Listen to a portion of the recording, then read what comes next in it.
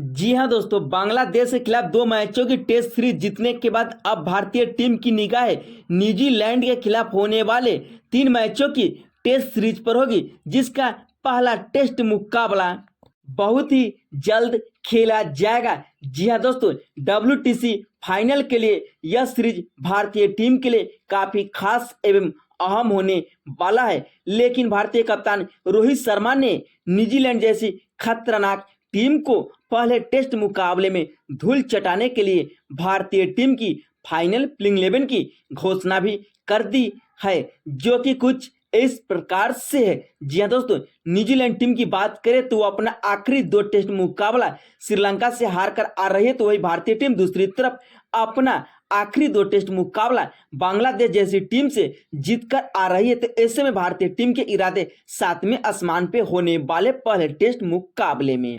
तो आखिरकार 3 मैचों की टेस्ट सीरीज का पहला टेस्ट मुकाबला कब, कहां और कौन से स्टेडियम में, साथ ही साथ कितने बजे से खेले जाएंगे और पहले टेस्ट मुकाबले के लिए क्या होने वाली है भारतीय टीम की फाइनल प्लेइंग 11।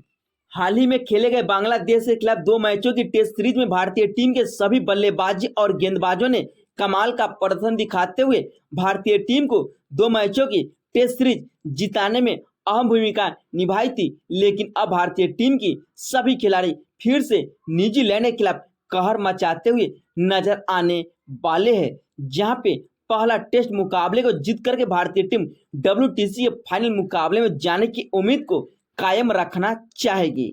क्योंकि जिस अंदाज में रोहित शर्मा की कप्तानी वाली भारतीय टीम हर मुकाबले में जीत के इरादे के साथ ही उतरना चाहती है, उससे तो यह कंफर्म हो चुका है कि भारतीय टीम एक खतरनाक प्लेइंग 11 के साथ फिर से उतरने वाली है और WTC का फाइनल मुकाबले पहुंच करके इस बार भारतीय टीम इतिहास भी रचती हुई नजर आएगी। रोहित शर्मा की कप्तानी में जिस अंदाज में T20 वर्ल्ड कप जीतकर इतिहास रचे थे। 3 मैचों की टेस्ट सीरीज का पहला टेस्ट मुकाबला बेंगलुरु के M चिन्नास्वामी स्टेडियम में 16 अक्टूबर से 20 अक्टूबर के बीच खेला जाएगा। यह मुकाबला भारतीय टाइमिंग के अनुसार सुबह के 9:30 बजे से खेला जाएगा। वही इस पिच की पहली पारी का औसतन स्कोर 361 रन है, तो वही दूसरी पारी का औसतन स्कोर 306 रन है। वही तीसरी पारी का औसतन स्कोर 207 है और चौथी पारी का औसतन स्कोर 141 रन है। वही इस पिच का हाईएस्ट स्कोर 626 है, तो वही लोएस्ट स्कोर 103 रन है। न्यूजीलैंड के खिलाफ पहले टेस्ट मुकाबले के लिए रोहित शर्मा की फाइनल प्लेइंग 11 कुछ इस प्रकार से घोषित की गई है, जहां पे ओपनिंग किया गया कप्तान रोहित शर्मा के साथ युवा ओपनर बल्लेबाज यशस्वी जायसवाल करते हुए नजर आने वाले, जो बांग्लादेश के खिलाफ खेले गए हाल ही में 2 मैचों की टेस्ट सीरीज में अपने बल्लेबाजी के दम पे कोहराम मचा करके आ रहे, जहां पे T20 के अंदाज में इन्होंने बल्लेबाजी की थी कानपुर टेस्ट मुकाबले के दोनों पारी में, जहां पे दोनों पारी में इनके बल्ले से अड़सठवीं पारी देखने को मिला था और इन्हें प्लेयर ऑफ द मैच भी चुना गया था। जी हाँ दोस्तों, जायसवाल टेस्ट मुकाबले को भी T20 के अंदाज में खेलना पसंद करते, इसलिए जायसवाल के सामने बड़े बड़े गेंदबाज घुटने टेकते हुए नजर आते। वही दूसरे नंबर पर कप्तान रोहित शर्मा की भी जितना तारीफ की जाएगी उतना ही कम पड़ने वाला है। जायसवाल के अंदाज में ही रोहित शर्मा अपनी पारी की आगाज करते हुए नजर आते हैं, वो भी छक्के के साथ। इसलिए रोहित शर्मा को अभी के डेट में दुनिया का नंबर 1 कप्तान में से एक माने जाते हैं, जो अपनी कप्तानी पर तो भरोसा करते ही साथ अपने सभी खिलाड़ी पर भरोसा जताते हुए नजर आते हैं हर टेस्ट मुकाबले में। लेकिन रोहित अपनी कप्तानी में हार झेलना कतई पसंद नहीं करते, इसलिए रोहित शर्मा की कप्तानी भारतीय टीम हर टेस्ट मुकाबले को जीत करके इतिहास रचती हुई नजर आती है। तो ऐसे में हम उम्मीद करते हैं कि रोहित का बल्ला न्यूजीलैंड के खिलाफ पहले टेस्ट मुकाबले में बेंगलुरु के M चिन्नास्वामी स्टेडियम में जरूर चलेगा। तो ऐसे में यही दोनों खिलाड़ी ओपनिंग की आगाज करते हुए नजर आएंगे और हम सभी उम्मीद करते हैं कि पहले विकेट के लिए यह दोनों खिलाड़ी कम से कम शतकीय सरदारी करे और जहां पे रोहित और गिल दोनों का बल्ला चले। जायसवाल के बाद वही तीसरे नंबर पर सुमन गिल ही नजर आएंगे, जिन्होंने अपनी पारी के दम पे भारतीय टीम को पहले टेस्ट मुकाबले बांग्लादेश के खिलाफ शानदार की शतकीय पारी खेली थी। दूसरी इनिंग में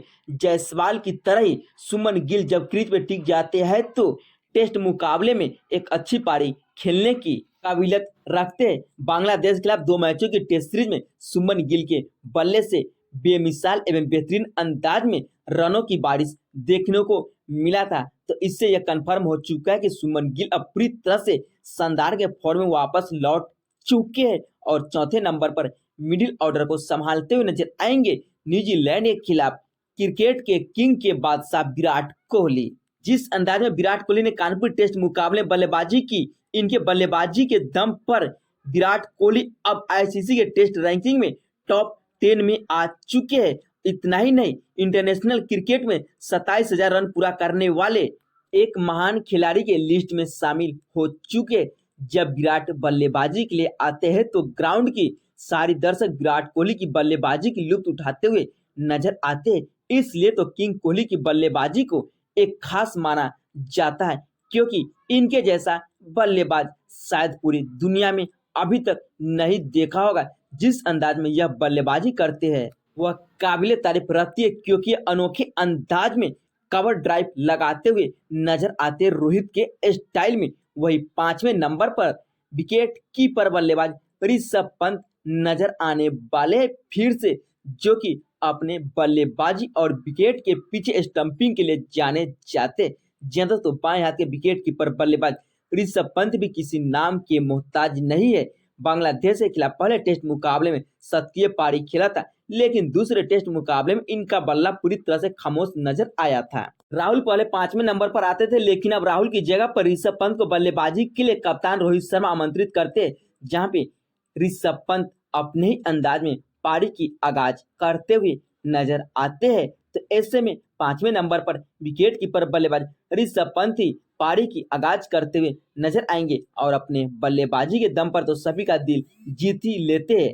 तो ऐसे में यह कंफर्म हो चुका है कि न्यूजीलैंड के खिलाफ 5वें नंबर पर ऋषभ पंत और 6ठे नंबर पर केएल राहुल एक टॉपर बल्लेबाज की तरह खेलते हुए नजर आएंगे। जिस अंदाज में केएल राहुल ने बांग्लादेश के खिलाफ 2 मैचों की टेस्ट सीरीज में खेला था। जी हाँ दोस्तों, कानपुर टेस्ट मुकाबले में 68 रनों की तूफानी पारी खेली थी केएल राहुल T20 के अंदाज में अपने बल्लेबाजी के दम पे इम्दा प्रदर्शन दिखाते हुए। तो ऐसे में आप किसी भी कीमत पर केएल राहुल जैसे खिलाड़ी को बाहर नहीं कर सकते हैं और केएल राहुल की जगह पर सरफराज खान को नहीं शामिल कर सकते। भले ही सरफराज खान ईरानी कप में दोहरे शतकीय पारी खेला, उसे कोई फर्क नहीं पड़ने वाला है। और 7वें नंबर पर सर रविंद्र जडेजा ही नजर आएंगे, जो कि टेस्ट मुकाबले में अपने 300 टेस्ट विकेट भी पूरे कर चुके, गेंद बल्ले दोनों से कमाल दिखाते हुए नजर आते हैं। बाएं हाथ के star allrounder sir Ravindra Jadeja, जो कि फील्डिंग के बादशाह भी कहे जाते हैं। और इनके अलावा 8वें नंबर पर दूसरे स्पिनर ऑलराउंडर के तौर पर रविचंद्र अश्विन प्लेइंग 11 का हिस्सा होने वाले, इसमें भी कोई शक एवं डाउट वाली बात नहीं। बांग्लादेश के खिलाफ खेले गए 2 मैचों की टेस्ट सीरीज में प्लेयर ऑफ द मैच चुने गए थे, क्योंकि अश्विन एक ऐसे ऑलराउंडर है जो कि गेंद बल्ले दोनों से कमाल दिखाते और सीरीज में सबसे बेस्ट प्रदर्शन करके दिखलाने में इनकी काबिलियत सबसे आगे रहती है। और 9वें नंबर की बात करें तो बिहार के लाल आकाशदीप भी प्लेइंग 11 का हिस्सा होने वाले, किसी भी कीमत पर कप्तान रोहित शर्मा इन्हें प्लेइंग 11 से ड्रॉप नहीं करना चाहिए, क्योंकि यह विराट के बैट से लंबे लंबे छक्के जड़ने की काबिलियत रखते हैं। तो ऐसे में 9वें नंबर पर बिहार के लाल आकाशदीप प्लेइंग 11 का हिस्सा होंगे। और 10वें नंबर पर दुनिया के सबसे खतरनाक तेज गेंदबाज या टेस्ट के नंबर 1 गेंदबाज जिसका नाम है जसप्रीत बुमराह, वही प्लेइंग 11 का हिस्सा होने वाले, जो कि बल्लेबाजी में तो कमाल उतना नहीं दिखा पाते, लेकिन गेंदबाजी में इनकी जितना तारीफ की जाएगी उतना ही कम पड़ने वाला है। और आखिर में जसप्रीत बुमराह के अलावा 11वें नंबर की बात करें तो मियां मैजिक मोहम्मद सिराज प्लेइंग 11 का हिस्सा होंगे, जो कि शानदार की ड्राइविंग कैच पकड़ते हुए नजर आते हैं। यानी बेंगलुरु की एम चिन्ना स्वामी स्टेडियम में 3 तेज गेंदबाज के साथ उतर सकती है भारतीय टीम न्यूजीलैंड के खिलाफ पहले टेस्ट मुकाबले।